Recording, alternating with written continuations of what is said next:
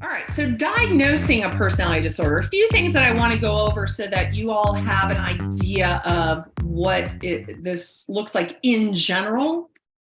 So the four features of a personality disorder involve the thoughts, feelings, behaviors of the individual. So you're going to see rigid and distorted thinking patterns depending on the problem, problematic emotional response patterns, a lack of emotional intelligence, impulse control issues, and interpersonal relationship problems. Absolutely. Jan said, in the game of life, they know the rules of the game, but won't tell you, or they will change the rules unbeknownst to you. Yes, they will. And oh, by the way, they're not going to follow them anyway. So that just creates a whole nother issue. Okay, so let's look at some critical factors with regard to personality disorders to look for. First off is egocentric behavior. So if you have a client that is engaging in behavior with a negative outcome, does he or her have any experience of regret? Do they see that their behavior was inappropriate for whatever the circumstance? Egocentric behavior does not bother an individual. So if I walk outside and I'm helping an old lady cross the street, when I'm done, I'm going to say, are you okay? And then I'll go my own way, and I can say, all right, I feel good about that, and I move on, because that's the right thing to do, right? Somebody's struggling with going across the street when they're elderly. If you've got a personality disordered person and they happen upon the older lady trying to cross the street, they're going to push them down, push the lady down, and not feel bad about it. The lady was in their way. She was slowing things up. So I'm going to push her down, and I don't feel bad about it at all. Or a thief that's not bothered by stealing. It comes naturally. He doesn't experience regret or remorse, that kind of thing. So if their behavior, which is inappropriate, is egocentric for them, they don't see it as being problematic, that's a key sign. Pervasive. Personality disordered individuals' behavior occurs across all of the contexts of their life: work, home, relationships, etc. So the person with a personality disorder will express his or her feeling or behavior regardless of the situation or who the person is that they're talking to. Now, this is different than individuals who simply have characteristics of personality disorders. Those are two separate things. And we all know people that have characteristics. And we can have characteristics of narcissism, of antisocial, of borderline, of all of the personality disorders. That doesn't necessarily mean we have a personality disorder. It's a personality disorder when it's pervasive, okay? And then an external locus of control. So if a person experiences an event, good or bad, and attributes it to outside factors, environment, other people, whatever it is, stuff just happens to them. They have no control over it. That's a sign also of a personality disorder. Now, sometimes we might feel that way when we're having a rough week, like I have the worst luck in the world this week. But if I really, really believe that, and I never take responsibility for the reason why my week is tough is that I made some decisions and they really aren't all that great, and now I'm having a harder week, which, by the way, is an internal locus of control, then we're going to look at, okay, this may be another sign or flag of a personality disorder. And then continuing behavioral patterns. They occur regardless of any kind of trigger. So, for example, a client who has borderline might always sabotage relationships after a week because they feel smothered. Okay, so it happens every time, no matter what the circumstance, who the person is, they're going to sabotage. And then inflexibility. So the responses that they have to situations or in people are consistent and inflexible. And that goes back to the trait issue of just having that one trait. The same behavior exists despite who it is they're interacting with and regardless of what the consequences are. So again, that same thing over and over again, expecting something different.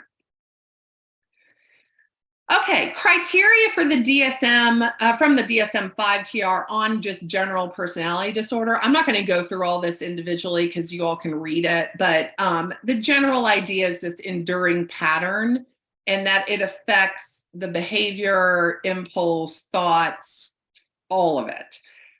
Inflexible and pervasive, as I mentioned before, and it's not due to something else. So for example, when I mentioned doing something over and over again and expecting a different result, if anybody works in addiction, you've heard that, because that's the definition of insanity per AA and 12-step.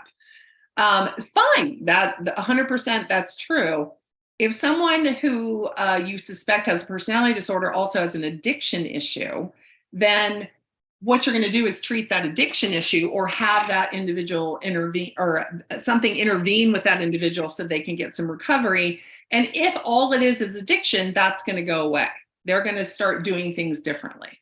If you've got a personality disordered individual, you can manage the addiction. They're still going to do the same thing over and over again. It might not be with that particular substance. It might be with another substance or another behavior, but it's going to remain there even after the addiction is managed, assuming it ever gets managed. Okay, so in assessment, we want to ask, does this person have a personality disorder? And if you're going to work with them, should I manage or treat it? And I will talk a little bit more about that in just a few minutes. But for the general assessment process, you can use different personality disorder criteria that I just showed you on that slide from the DSM. You can use general personality disorder test. You can assess for subtypes. You can use subtype specific tests. I've got a list of those coming up in the next few slides, so you can get an idea of what you could use if you want to use that. I don't use those all that often, just because I know what questions to ask at this point to figure out whether or not the person that I'm dealing with actually has a personality issue. But feel free to use any of the ones that I'm going to mention coming up. And then the prevalence of personality disorders in general, this is research-based. I know I talked about it earlier that it's a little bit more than this, but this is the research that suggests it's about 9% in the United States. Cluster B is about 2%. Most likely that's because there are a lot of people who have one, characteristics and maybe not the personality disorder, but number two, cluster Bs don't generally present unless they are mandated to present or have to present for a specific reason. The only time that changes is with borderline. Borderline tends to be the one group out of cluster B, aside from histrionic, but borderline seems to be the one that will seek out help, as opposed to being kind of mandated to go or encouraged to go as a result. If they don't go, then there's a consequence. So what is the clinician? What do you need to know about personality disorder treatment in order to be successful? So one is working with personality versus symptoms. So this is a lot different when you're working with a personality, as I've mentioned, than when you're working with symptoms. First off, the therapeutic relationship is different. It's going to be contentious. It's not always going to be collaborative, as we talked about. The conversational style is also different. This is not a group of individuals that you're going to be saying to them, so how does that make you feel? At least not in the context that you normally would do that, okay? Because as soon as they can sniff out that you can be manipulated, then you're not going to get much work done.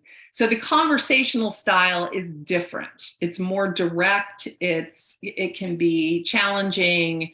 It's not necessarily conflict, but it's definitely holding people accountable and calling out different things that they're doing in the midst of them doing it.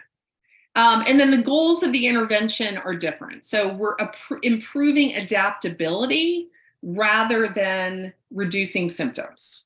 Okay, because the key here is that this particular individual with whatever personality disorder has a difficult time adapting in life. Okay, they may not realize that, but they are, because they wouldn't be sitting in your office no matter what, or working with them in whatever situation you work with them in, if they could adapt. All right, so we're trying to improve adaptability.